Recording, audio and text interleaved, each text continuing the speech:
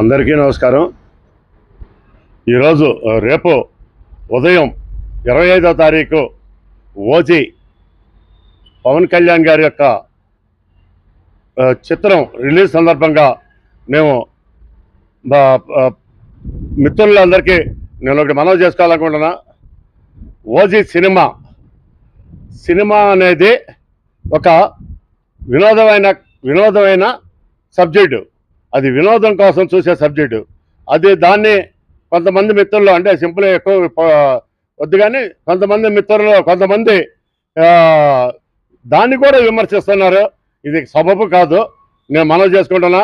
అలాగే ముఖ్యంగా పవన్ కళ్యాణ్ గారి గురించి ఒక్క మాట చెప్పుకోవాలంటే, ఈ ప్రపంచంలో అనేక రకాలుగా అభిమానులున్న ఏకైక వ్యక్తి పవన్ కళ్యాణ్ గారు. చిత్రపరి సినీ రంగంలో కళారంగంలో ఒక ప్రత్యేకమైన అభిమాన సంఘాలు ఉన్నాయి. అలాగే రాజకీయంలో ప్రత్యేకమైన అభిమాన సంఘాలు ఉన్నాయి. ప్రపంచవ్యాప్తంగా ఆయన హావభావాలకి ఆయన పడే ఆలోచనకి ప్రత్యేకమైన అన్ని వర్గాల్లోనూ ప్రపంచవ్యాప్తంగా సపరేట్ అభిమాన సంఘాలు ఉన్నాయి. ఇటువంటి 3 రకాలుగా అభిమాన సంఘాలు ఉన్నాయి ఏకైక వ్యక్తి ప్రపంచంలో పవన్ కళ్యాణ్ గారే. అటువంటి వ్యక్తి ఏ రంగంలో అయినా సరే రాణించాలంటే ఆయన ట్రెండ్ ఫాలో అవడం కాదు, ట్రెండ్ సృష్టిస్తా అని ఒక సినిమాలో చెప్పారు. నిజంగానే ట్రెండ్ సృష్టించడం అనేది ఒక పవన్ కళ్యాణ్ గారి వల్లే సాధ్యమైంది. అటువంటి పవన్ కళ్యాణ్ గారి గురించి ప్రజలందరికీ కూడా నేను మనవి చేసుకుంటున్నా.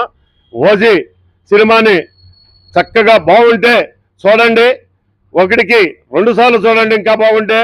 అంతేగాని విమర్శలు అనేది ఎవరు కూడా చేయడం సబబు కాదని చెప్పి నేను మీడియా మిత్రుల సమక్షంలో మనవి చేసుకుంటున్నా.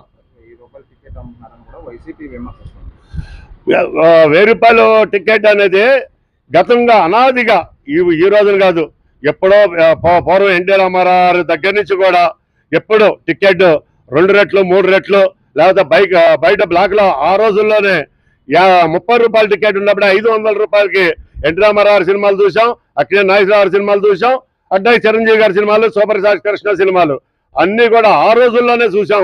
ఈ రోజుల్లో ₹1000 అంటే వాళ్ళు వినోదంగా కావాలనుకుని వెళ్ళేవాళ్ళే కానీ అది ఎవరి మీద నెత్తి మీద రుద్దేది కాదు, లేకపోతే మీ బలవంతంగా ట్యాక్స్ వేసింది కాదు. అది అర్థం చేసుకోమని దాన్ని సౌహృదయంతో అర్థం చేసుకోమని అందరికీ మనవి చేసుకుంటున్నాం.